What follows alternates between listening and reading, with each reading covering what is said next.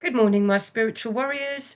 The Rune Cast for this week was cast quite late on Sunday night, so this week's reading takes us through to Saturday, the 27th of June, 2026, because it's 2026. In this week's reading of the six position cast that I did for this week, 9 runes appeared, and of those 9 runes, 5 of them are cycle runes. As I've said before, cycle runes are really quite important because they focus directly on the key areas of self-transformation. Within the foundation or the underlying influences for this week, this is where we find 2 of the cycle runes, and in this area as well, 4 runes appeared. On the whole, it's implied that we're going to find ourselves urged towards self-realization and are going to be drawn to developing a sense of wholeness. It's about what we require, not because of ulterior motives or what somebody else is telling us that we should or shouldn't be doing or should or shouldn't be. This is actually coming from deep within the core of our spiritual selves. It's also shown that this is a time of regeneration and recharging right down to cell level. So it's highly likely that we will experience emotional and energy surges in the course of this week. Because of these highs and lows, and it is going to, for some of us, it's going to be a bit of a roller coaster.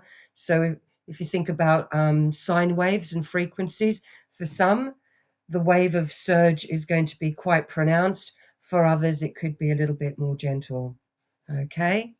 Um, because of these surges, it is going to be necessary at times to retreat in strength. Now, for many, we've been told that retreating or withdrawing is actually a weakness. It's not. It definitely isn't. It's a sign of strength. Knowing when to step back and when to move forward is actually quite a key and vital element or lesson to learn in life. We can't keep charging through as if we're bulls in china shops 24/7. There are times where we do have to step back, reflect, center and balance ourselves. We're also going to be challenged to open ourselves up to something about ourselves that has been long denied. Now, this could be a hope, an ambition, an aim. It could be sort of like something that we're afraid of, something that causes us self-doubt that we kind of keep pushing under the carpet. We can't do that.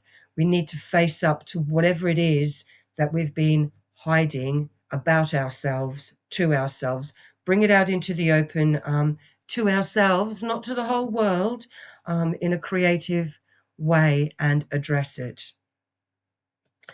We're challenged this week to overcome our refusal to let right action flow through us. So many of us have been brought up to do the easy thing rather than the right thing. So this week it's about adjusting that part of ourselves. Easy is not always good, and easy usually comes back to bite you on the backside when you least need it and when you least expect it. So correcting that relationship with your higher self and really coming to grips with what is the right thing based on your knowledge and understanding. We also are going to need to practice the art of doing without doing, knowing that everything will get done. This is kind of like a little bit perplexing because how can you do without doing? Um, Sometimes that comes in the form of just actually taking that step back where we're not active in the outer world, but we're very active in the inner world. And it looks like we're not doing anything, but actually a lot of internal work is going on. So we need to practice that art. We're also going to need to harmonize and adjust in the sphere of personal relationships. It's being shown here that we're at a point where we've got loose ends that need to be wrapped up. We've got things that need to be completed so that we can be released into the newness of our new self and our new situation. As I may have said earlier, the more we work on ourselves and the more we transform our inner selves, the more our outer reality becomes transformed around us. It's clearly shown that we are being guided and led into a new path, a new life, and a better way of being. And again, there's a promise of creativity and fertility going on in this area. So again, we're going to get bright, sparking little ideas like little fireflies. Make a note of those fireflies. They're not something to act on now. They're something that we'll need to act on in the future. It's also implied that we're slowly emerging from a closed chrysalis state, and that because of this, we need to clear away the old and outgrown, free ourselves from outgrown ruts, habits, situations, relationships, attitudes. Basically, seek out, go and search for the things that you feel intuitively are old and outgrown in your life, and start to cleanse.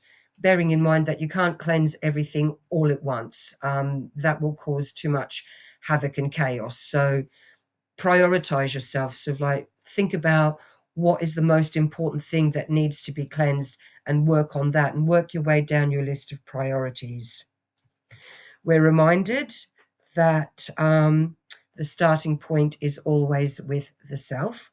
So we need to show willingness in our ability to change ourselves for the better. It's essential that we be honest with ourselves and others, and again, adopt a flexible and flowing attitude and way of being towards ourselves and towards others.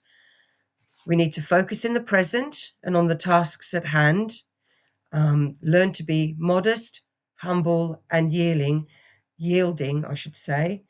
But we also need to guard against collapsing and becoming doormats. Um, it's very uncomfortable when you're lying down and people are walking all over you.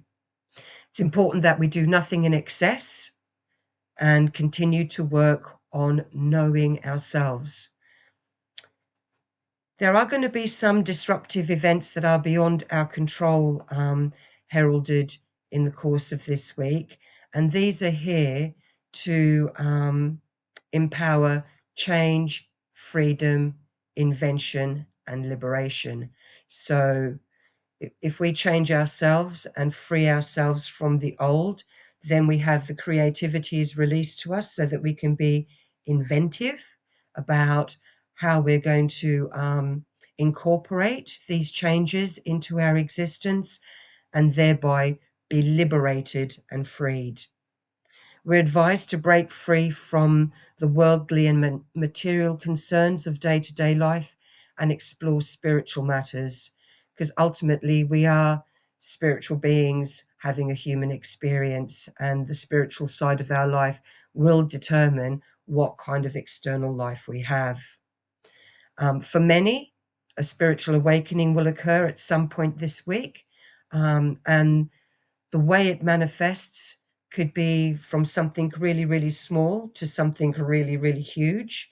It's important to note that it's our need for change, it's our need for improvement, our need for spiritual awakening, which is causing some of the disruptions, or a lot of the disruptions that we'll actually experience this week.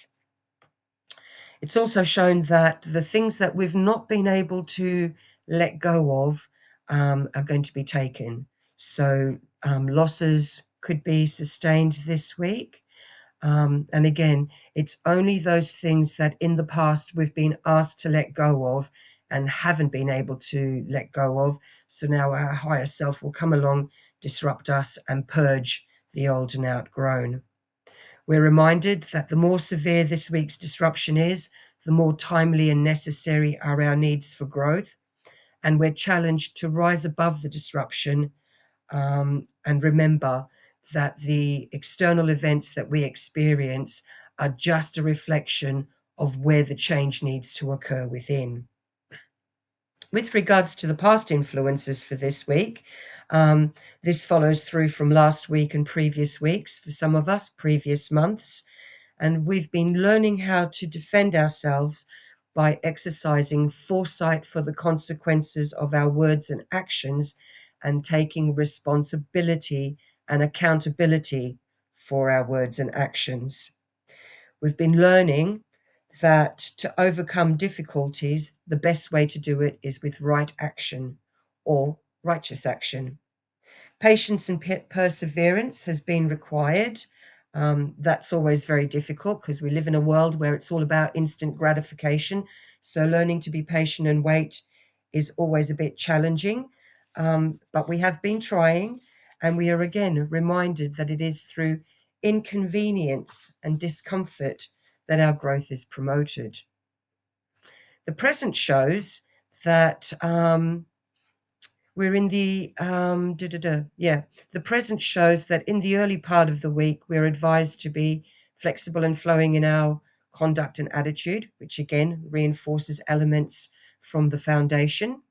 Um, we also need to allow ourselves to be guided by our instinct, intuition, and our conscience. We need to work with ourselves with honesty, and when working with others, clearly honesty is the best policy. We're warned that if we don't do this, we will accidentally make ourselves vulnerable to causing pain to others and damage to ourselves. This could come in the form of accidents through carelessness, a lack of awareness, negligence, or neglect. So pay attention to what you're doing in the early part of the week in particular. Personally, I'd say pay attention all the time. But I know that we're so overwhelmed with so much that goes on in our lives, the demands that are placed on us, the responsibilities that we have, that sometimes lapses of awareness or lapses in focus can make us vulnerable. So try to work on that. Right. And finally, for the early part of this week, we're reminded that if we do the right thing and not allow ourselves to be clouded by emotions, the Creator Spirit will look after us and protect us and guide us to where we need to be.